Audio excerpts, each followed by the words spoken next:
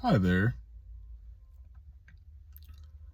Getting around to doing part two of the Blue Jays discussion, and basically want to present two options they could take this offseason heading into it already is 2025, but heading into this coming season and the looming issue of both Bichette and Vlad Guerrero Jr. in particular, also Chris Bassett after next year, Kevin Gossman, but we'll just discuss the ones this year, their contracts coming to an end, and what direction the team should go. The option I think they'll take, and maybe it won't be this exact set of moves, but what they should do, if they're going to go this way, is first and foremost figure out a Vlad extension, pay him the money. You have the money. It's a billionaire set of individuals who own the team, and just figure out that situation, keep him around, have a building block. Next order of business is, and mind you, this idea, obviously keeping Vlad would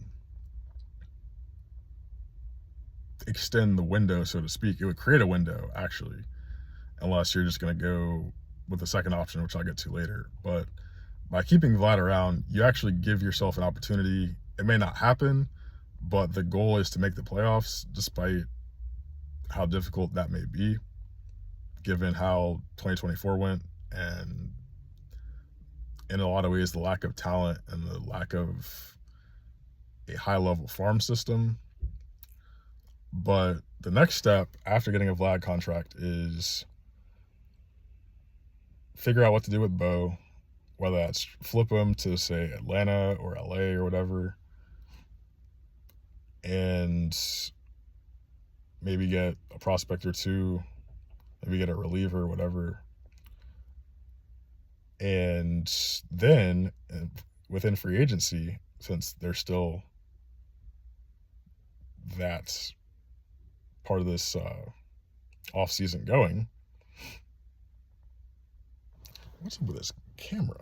Anyway, sorry. Sign Alex Bregman and sign either Profar or Santander. My pick here actually would be Profar, simply because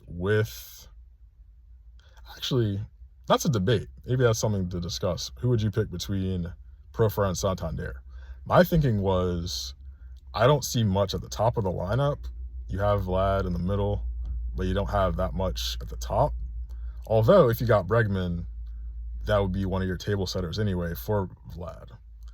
My thinking before was have Profar lead off, have Bregman second, have Vlad either third or fourth, and then have the rest of the guys in the lineup after that, obviously, and just fill out from there. But obviously your cornerstone there is Vlad, and you'd have Bregman ahead of him.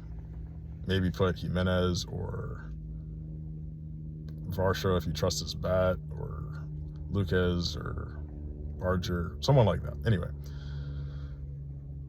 then obviously deal with filling out the bullpen. They've been rumored to guys like Estevez, linked to guys like Estevez, rather, rumored with. So that's one option. I think that's probably what they'll try to do. They may well overpay for Bregman. But what I see happening, honestly, is they might overpay for Bregman. They're stuck with Springer. They're stuck with Barrios. Gossman has 2 years, including this one coming up. Bassett, if things are going south, flip him at the deadline, because obviously you would be out of contention by then. The problem here is you're not properly competing, and you're also doing nothing for the farm system. Bo's not going to stay. That's fine. It is what it is there. What I would do, and what I think should happen, and I have a couple of moves that reflect this option, this path for Toronto, is first off, with a number of first basemen going off the board, there's one glaring team that needs offense, could use a first baseman, and probably could use something to give the fans. That being the Seattle Mariners. Also, they have a player, and this is the advantage of a rebuilding team that has money. That would be Toronto in this case, obviously. They could take on Mitch Haniger's contract, which is pretty terrible. It's $15.5 million, as it would appear. That's why I'm using spot track numbers here. So you take on Haniger for a year. You give Seattle Vlad. Will they extend him? Probably not.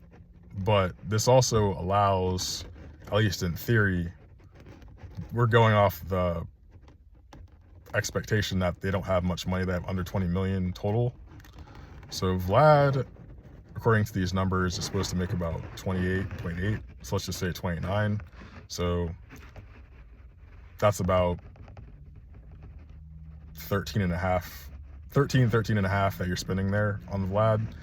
So in theory, this is going from Seattle's perspective, they could roll with Ryan Bliss at second, sign Yohan Moncada on a 1-year prove-it-type deal for, let's just say, $2 million, because I think he got injured already playing like winter ball, so who really in their right mind would offer him much of a contract anyway?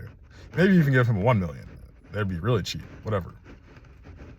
So you get Moncada, hopefully he can find lightning in a bottle somehow in Seattle, as if that would happen. But anyway, we're shooting it today and just throwing out some ideas. The trade ends up being, going back to this point, Vlad straight up to Seattle, Haniger's contract, whatever Toronto wants to do with that, whether they play him, whether they DFA him, maybe he could play first or right and you DH Springer, who knows. Maybe he plays first, maybe he DHs. You're not trying to win this season anyway at this point. And 2 prospects. From Seattle's perspective, in this case here, we're choosing 2 of Montez, Celestin, Farmelo, Pete, Arroyo. You're keeping, in this case, Emerson, Young, Evans, Ford. Seattle people, you know who these guys are. Other people might not. Emerson, I think he's 19 now. Is he? I think he's 19. Highly rated shortstop. Could move over to third. Cole Young. That's Colt Emerson. Then you have Cole Young. Pretty much ready. Should probably debut this coming season. That's part of the thinking in this process here of me just making this content, is assuming Young will be ready, let's just say halfway through into this season here in 2025. Logan Evans, starting pitcher. If Castillo's moved, or if they just want more depth, he's obviously, well, for Seattle people, you know this, but he's one of, along with Michael Morales, the next option, seeing as Emerson Hancock hasn't done anything and they don't want to rely on him for anything. And then Harry Ford's a catcher. Mitch Garver has a year left. Cal Raleigh's their guy. So once Haniger, I think, Garver, why do I keep, they're both named Mitch. Once Garver's contract's up, Ford should be the backup. That's the point here. So you have, as I said there, Montez, Celestin, Farmelo, Pete, Arroyo. For the sake of this, let's just say,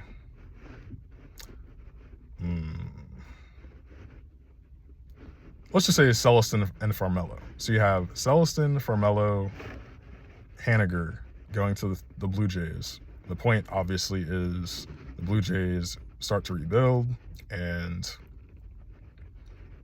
add to their system, which is nearly non-existent. Seattle keeps their rotation in order. Keep Castillo. There's another option to trade Castillo, but I'll mention that quickly here, just based on the money. But anyway, so you keep Castillo. You obviously keep the other 4. You add one of the elite hitters in the game who can play first. That's an area of need for you. And you don't massively deplete the system. You give up like 2 guys who are far off anyway. And you keep both of your pitching guys who are either going to provide depth or could step into that 5 spot. You keep your catcher of the future. You keep two of your your main two infield prospects, and with what I just said, where you're giving up Celestin and Farmelo, you still keep two other middle infielders plus your big outfield / first base DH in the future hitter guy. That would be Montez. But I think that makes a lot of sense. And as I said there, Haniger's contract you get rid of. So that's pretty big. Back to Toronto, the next move, and this is just going off of needs, just an idea, a year of both Bassett and Bichette going to Atlanta, where they could use both a pitcher and a shortstop for, I said, Nacho Alvarez and Drew Hackenberg. The idea, obviously, there is Alvarez has barely played. I think he's played 8 games in the majors, and Hackenberg has yet to debut. So that would be helping the Blue Jays system as well. You'd end up with two middle infielders, an outfielder, and a pitcher that you didn't have before this exercise started. And you give up 3 guys whose contracts are up anyway, and you're not competing. If Atlanta wanted to keep Alvarez, you could maybe substitute Arcia, although obviously with team control that is, that wouldn't be the best option for Toronto because he'd obviously have fewer years. Same thing with Ian Anderson, who hasn't quite established himself as a reliable pitcher in the major leagues at this point. He's had a lot of injuries.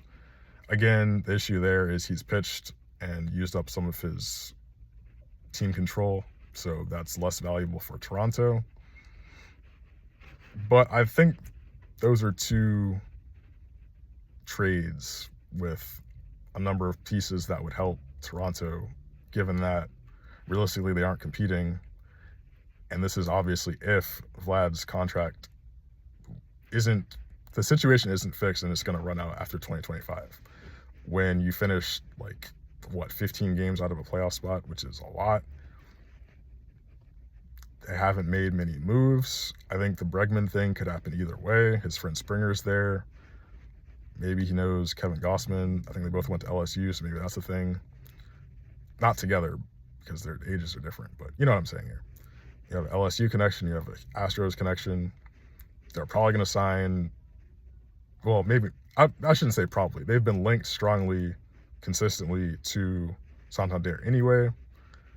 So he does bring some power. I don't think that's the best fit. Anyway, that's not the point of this video. The point of this video is again, it comes down to the contract, but assuming the contract thing doesn't happen with Vlad, there are teams in need that could take the players that the Blue Jays currently have, whose contracts run out after this season, that you could clearly start a rebuild and salvage something from this situation. That was the point of this video.